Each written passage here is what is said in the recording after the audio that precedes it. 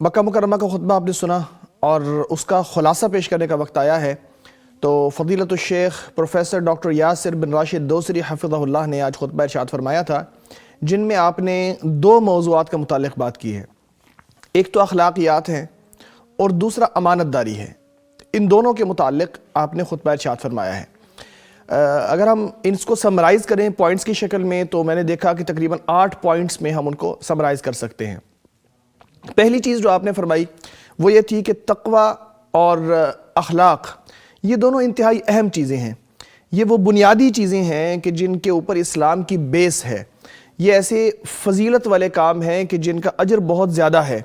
شریعت اسلامیہ نے اس کے اوپر بہت زور دیا اور نبی اکرم صلی اللہ علیہ وسلم نے اس کی تلقین کی ہے۔ اللہ تعالیٰ نے نبی اکرم صلی اللہ علیہ وسلم کی زندگی کو بطور نمونہ سب کے لیے پیش کیا اور بتایا کہ آپ صلی اللہ علیہ وسلم اچھے اخلاق پر فائز تھے۔ قرآن کریم اچھے اخلاق کی طرف تلقین کرتا ہے۔ سیکنڈ پوائنٹ ہمارا یہ ہے کہ قرآن کریم میں اچھے اخلاق کی تلقین کیسے آئی ہے؟ تو قرآن کریم میں اللہ تبارک و تعالی نے نبی اکرم صلی اللہ علیہ وسلم کے لیے بتایا کہ آپ صلی اللہ علیہ وسلم بہترین اخلاق پر فائز ہیں، اور نبی اکرم صلی اللہ علیہ وسلم نے خود فرمایا کہ انما بعثت لاتمم مکارم الاخلاق، میری بعثت ہی اس غرض سے ہوئی ہے کہ میں اچھے اخلاق کی تکمیل کر دوں، اور دنیا کی کوئی بھلائی ایسی نہیں ہے جو اچھے اخلاق میں شامل نہ کی جا سکتی ہو۔ یعنی انسان یا تو نیکی کرتا ہے اللہ کی خاطر، تو اللہ کے ساتھ اخلاق کا تقاضا یہ ہے کہ انسان نیکی کرے اور بھلائی کرے اور اللہ تبارک و تعالیٰ کے احکام کی تعمیل کرے، اور لوگوں کے ساتھ جو اخلاقی رویہ اختیار کرنا ہے وہ تو آٹومیٹکلی اخلاق کے دائرے میں آ ہی جاتا ہے۔ نبی اکرم صلی اللہ علیہ وسلم کی تعریف بھی اللہ تبارک و تعالیٰ نے قرآن کریم میں اس حوالے سے فرمائی ہے۔ پھر تیسرا پوائنٹ یہ ہے کہ اجر کے اخلاق میں اللہ تبارک و تعالیٰ بہت بڑا اجر عطا فرماتا ہے، اور جو اچھے اخلاق والے ہیں ان کو بلند درجوں سے نوازا گیا ہے۔ اللہ تبارک و تعالیٰ نے اخلاق کی جو بلندی ہے یا اچھے اخلاق والوں کی تعریف کی ہے، اور نبی اکرم صلی اللہ علیہ وسلم نے فرمایا ہے کہ آپ میں بہترین لوگ وہ ہیں ان من خیارکم احاسنکم اخلاقا، آپ میں بہترین لوگ وہ ہیں جو بہترین اخلاق والے ہیں۔ اسی طرح آپ صلی اللہ علیہ وسلم نے یہ بھی بتایا کہ اچھے اخلاق والے لوگ قیامت کے دن نبی اکرم صلی اللہ علیہ وسلم سے قریب ہوں گے، اور آپ صلی اللہ علیہ وسلم اچھے اخلاق والوں سے محبت بھی کرتے ہیں۔ آپ نے فرمایا کہ قیامت کے دن مجھ سے سب سے زیادہ قریب لوگ وہی ہوں گے جو سب سے اچھے اخلاق والے ہیں۔ اسی طرح بتایا کہ ایسا بھی ہوتا ہے کہ شخص اتنا زیادہ نیک نہیں ہوتا لیکن اخلاق اس کے بہت اچھے ہوتے ہیں، تو اس کے اچھے اخلاق کی وجہ سے اس کو نیک لوگوں کا درجہ مل جاتا ہے، جیسے بہت زیادہ نمازی اور پرہیزگاری کرنے والا، یا بہت زیادہ روزے رکھنے والا اور تہجد گزاری کرنے والا، اس کا درجہ اچھے اخلاق کی وجہ سے اسے مل جاتا ہے۔ پھر انہوں نے یہ بتایا کہ اچھے اخلاق صرف یہی نہیں ہے کہ خندہ پیشانی سے کسی سے ملا جائے یا اچھی باتیں کی جائیں، بلکہ اخلاق کے اندر اور بھی بہت ساری چیزیں شامل ہیں، جس میں لوگوں کی مدد کرنا، لوگوں کا بھلا کرنا، اللہ تعالیٰ کی فرمانبرداری کرنا، برائیوں سے بچنا، یہ ساری چیزیں اچھے اخلاق کا حصہ ہیں۔ جو چیز اچھی ہے وہ اچھے اخلاق میں شامل ہے، اور جو چیز بری ہے وہ برے اخلاق میں شامل ہے۔ اچھے اخلاق کو اختیار کرنا چاہیے اور برے اخلاق سے دور رہنا چاہیے۔ پھر انہوں نے بتایا کہ اخلاق دو طرح کے ہوتے ہیں۔ ایک وہ اخلاق ہیں کہ جو انسان کے اندر فطری طور پہ موجود ہے، اللہ تعالیٰ نے دل کے اندر یا انسان کی جبلت کے اندر، خصلت کے اندر ایک چیز رکھی ہے کہ وہ اچھے اخلاق والا ہے، اس کے اندر ایک خاص اچھا اخلاق ہے۔ جیسے بعض صحابہ کی طرف اشارہ کیا، آپ نے بتایا کہ آپ کے اندر یہ اخلاق ہیں جو اللہ کو پسند ہے۔ اسی طرح کچھ اخلاق ایسے ہیں کہ جو انسان کے اندر موجود نہیں ہوتے لیکن انسان اپنے اندر ان کو پیدا کر سکتا ہے۔ کوئی اخلاق ایسا نہیں ہے جو انسان اپنے اندر پیدا نہ کر سکتا ہو۔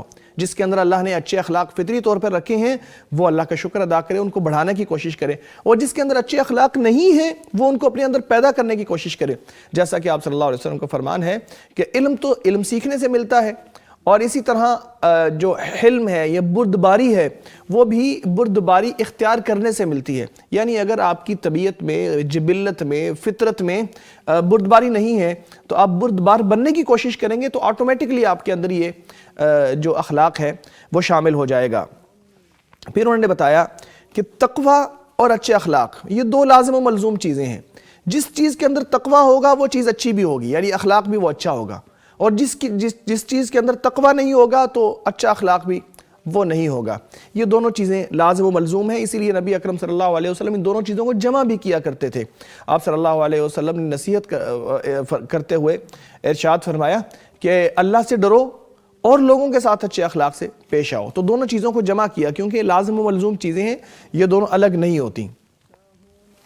پھر دوسرا حصہ جو آپ کے خطبے کا تھا, یعنی دوسرے خطبے میں آپ نے پہلے خطبے سے تھوڑی ڈیفرنٹ بات کی ہے, اور ظاہر ہے کہ یہ بھی اخلاق کا ہی ایک حصہ ہے کہ انسان کے اندر امانت داری آ جائے, انسان پاکیزگی اختیار کر لے, انسان چاہے کوشش کرے کہ اس کے جو کردار ہے اس کے اوپر کوئی داغ نہ آئے, یعنی بے داغ قسم کی زندگی گزارنے کی کوشش کرے.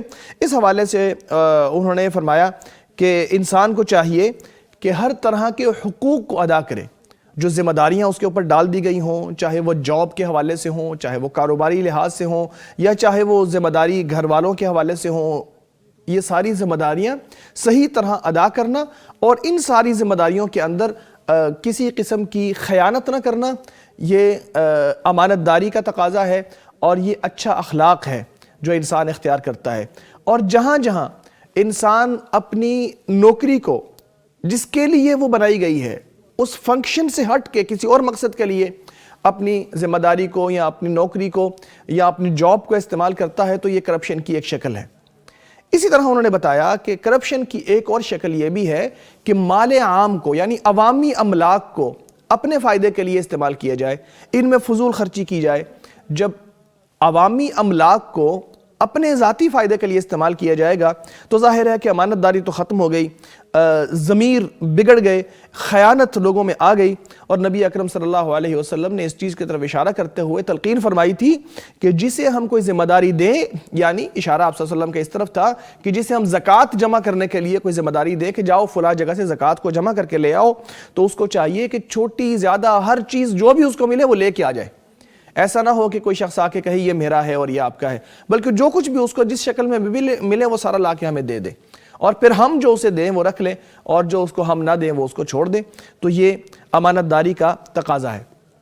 پھر یہ کہ کرپشن معاشرے کے اندر جب آ جاتی ہے تو معاشرہ تباہی کی طرف چل پڑتا ہے, اور اگر کسی معاشرے میں کرپشن آ جائے تو اس کے ہر فرد کی ذمہ داری ہے کہ اس کا علاج کرے, اس سے دور نکلے اور معاشرے کو اس سے بچانے کی کوشش کرے.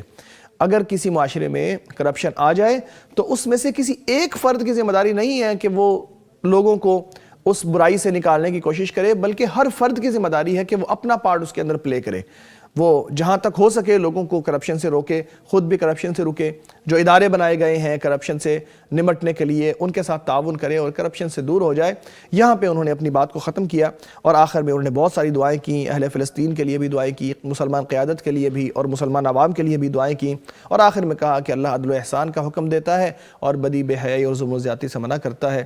وہ نصیحت کرتا ہے تاکہ لوگ سبق لیں. یہاں پہ ان کا خطبہ مکمل ہو گیا.